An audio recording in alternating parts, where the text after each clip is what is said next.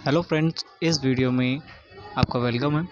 And last video में हमने microbes या माइक्रो ऑर्गेनिजम्स क्या होते हैं उसके बारे में पढ़ा था। एंड माइक्रोब्स के मेजर टाइप्स क्या होते हैं उसके बारे में हमने समझा था।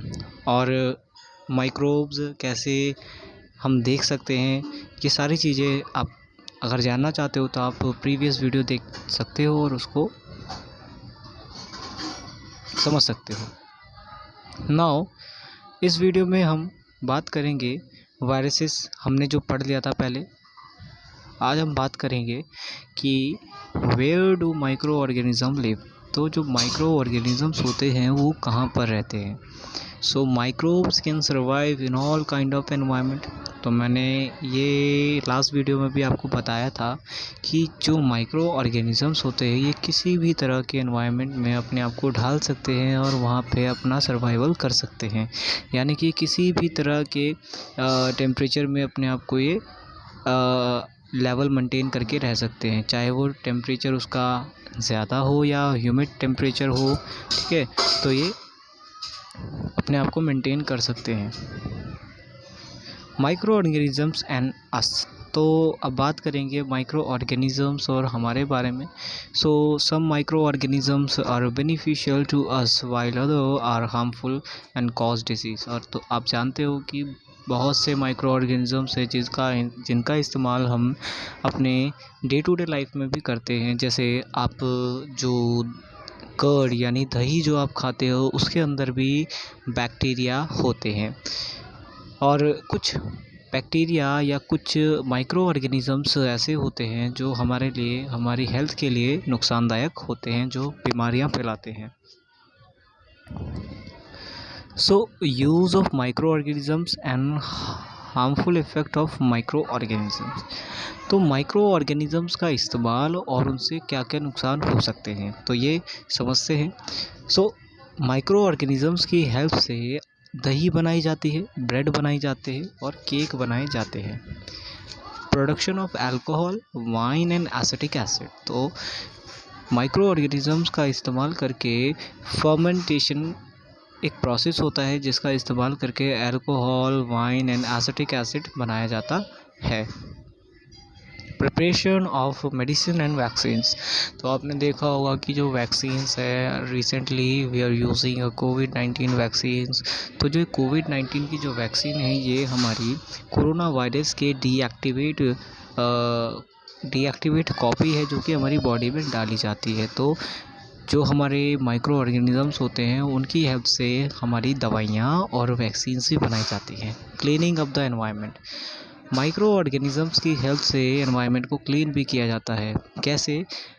जैसे कोई एनिमल सडनली मर गया और उसकी जो बॉडी है वो कई दिनों तक ऐसे ही ज़मीन पे पड़ी रहती है, तो जो माइक्रो ऑर्गेनिजम्स या वर्म टाइप की जो छोटे छोटे कीड़े आपने देखे होंगे वो क्या करते हैं, जो बॉडी होती है उसको डिकम्पोज करना स्टार्ट कर देते हैं और धीरे धीरे वो बॉडी खाते जाते हैं और उस पूरी बॉडी को ख़त्म कर देते हैं। और बाद में जो पूरी बॉडी है वो हमारी सॉइल के अंदर क्या हो जाती है, मिक्स हो जाती है। सो इस तरह से जो माइक्रो ऑर्गेनिज़म है वो एनवायरनमेंट को क्लीन करने में भी हेल्प करते हैं। Increasing soil fertility. तो माइक्रो ऑर्गेनिजम्स का इस्तेमाल सॉइल फर्टिलिटी को भी इंक्रीज़ करने के लिए किया जाता है। जैसे इसका एग्जांपल अगर मैं देना चाहूँ तो इसका एग्जांपल है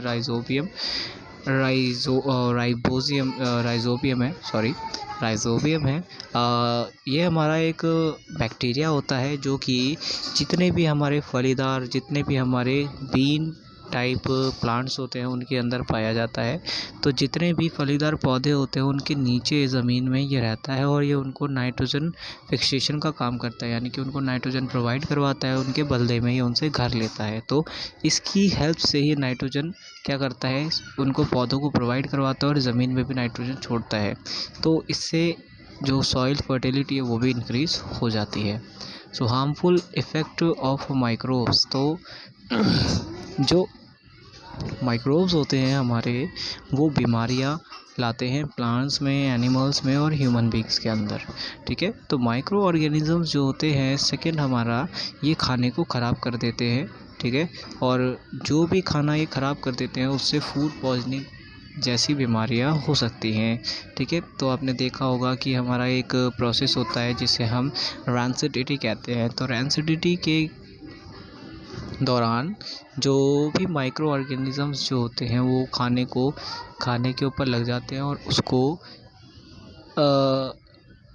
ऐसा बना देते हैं कि वो बिल्कुल खाने लायक नहीं रहता। देन नेक्स्ट चलते हैं।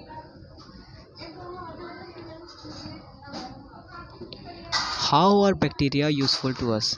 तो अब बात करते हैं कि जो बैक्टीरियाज़ हैं वो किस तरह से हमें फ़ायदा पहुंचाते हैं। तो bacterias are helpful because it decomposes organic wastage. तो अभी मैंने बताया आपको कि जैसे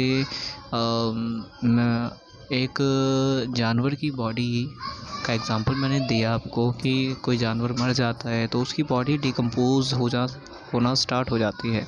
धीरे धीरे वो डिकम्पोज हो जाती है और ये डिकम्पोजिशन का जो पूरा प्रोसेस होता है ये माइक्रो ऑर्गेनिज़म के द्वारा ही किया जाता है और ये बैक्टीरिया करते हैं।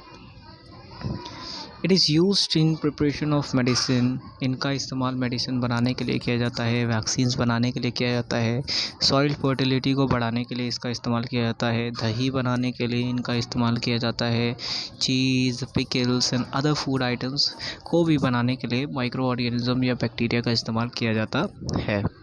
Next, so how is yeast useful to us. तो भाई जो यीस्ट होता है, you have heard the name of yeast before. ठीक है, तो आपने यीस्ट का नाम तो सुना ही होगा। अब ये यीस्ट होता क्या है। सो यीस्ट जो होता है ये इंडस्ट्रियल बेकिंग में काम आता है, यानी कि जो ब्रेड होती हैं उनको बनाने के लिए काम आता है। पेस्ट्रीज, केक्स, इनको बनाने के लिए इसका इस्तेमाल किया जाता है। It is helpful in fermentation. तो फर्मेंटेशन का जो प्रोसेस होता है उसके अंदर भी हमारा माइक्रो ऑर्गेनिज़म्स का इस्तेमाल किया जाता है। मैंने अभी बताया था आपको कि जो माइक्रो ऑर्गेनिज़म्स होते हैं उनका इस्तेमाल करके alcohol, wine and other acetic acid भी बनाया जाता है। It reproduces rapidly produces carbon dioxide during respiration. और जब हमारा यीस्ट रेस्पिरेशन करता है तो ये कार्बन डाइऑक्साइड रिलीज़ करता है एंड एनर्जी बनाता है। Bubbles of carbon dioxide gas it produces fill the shapes in the dough and increase it volume. और आपने देखा होगा कि जो आप बन खाते हो, जो बर्गर वाला जो बन होता है उसका जो एरिया होता है वो बढ़ जाता है। क्यों बढ़ जाता है? क्योंकि उसके अंदर यीस्ट जो होता है वो जो डो होता है डो के अंदर जब रेस्पिरेशन करता है तो वो जो डो होता है वो कार्बन डाइऑक्साइड की वजह से शेप और एरिया के अंदर वॉल्यूम में इंक्रीज़ हो जाता है। It is also used in commercial production of alcohol, wines which is done by growing yeast on natural sugars present in the fruits, uses and organs like rich wheat and barley.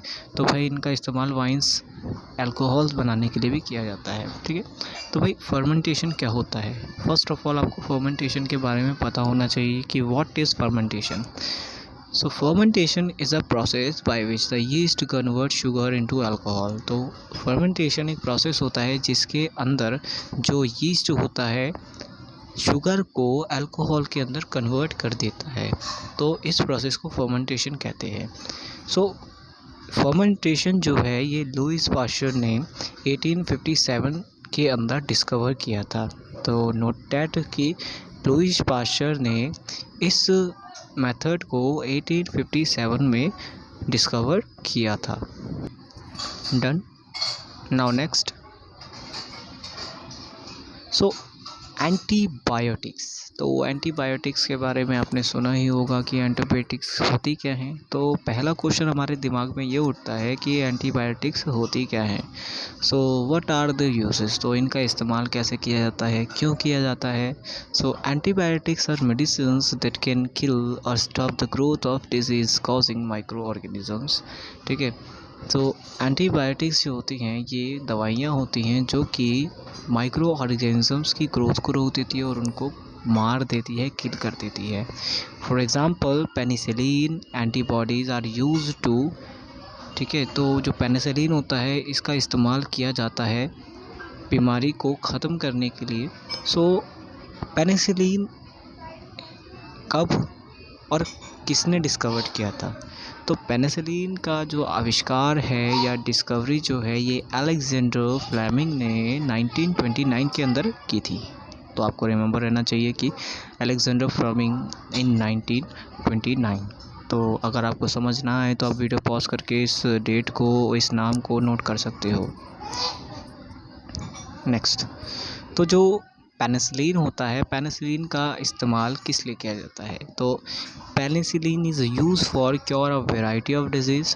बहुत सारी बीमारियों को ठीक करने के लिए penicillin injection या दवाई का इस्तेमाल किया जाता है, जैसे streptomycin and erythromycin and tetracycline that are made for a bacteria and fungi. ठीक है, तो ये कुछ बीमारियां हैं जिनको यहाँ पे दे रखा है, और ये बीमारियां जो हैं ये फंगस और बैक्टीरिया के थ्रू होती है। Cure microbial infection in animals by mixing antibiotics with the feed of the livestock and poultry farms. तो आपने देखा होगा कि जो पोल्ट्री फार्म्स होते हैं, जो डॉग्स फूड होता है, उसके अंदर पहले से ही दवाइयाँ मिक्स आती हैं, ताकि जो एनिमल है, जो भी पोल्ट्री फार्म में जो भी बर्ड या जो पोल्ट्री फार्म का जो मालिक है, जिनको भी पाल रहा है, तो वो उनको ठीक रखना चाहता है ताकि उन्हें बीमारी ना हो और उसको लॉस ना हो। तो इससे क्योर के लिए पेनिसिलिन को जानवरों के खाने में भी डाला जाता है। कंट्रोल सेवरल प्लांट डिजीज़, और पेनिसिलिन का इस्तेमाल बहुत सारी प्लांट डिजीज़ को रोकने के लिए भी किया जाता है। सो इस वीडियो में इतना ही। नेक्स्ट वीडियो में हम नेक्स्ट और अच्छे से जानने की कोशिश करेंगे। धन्यवाद।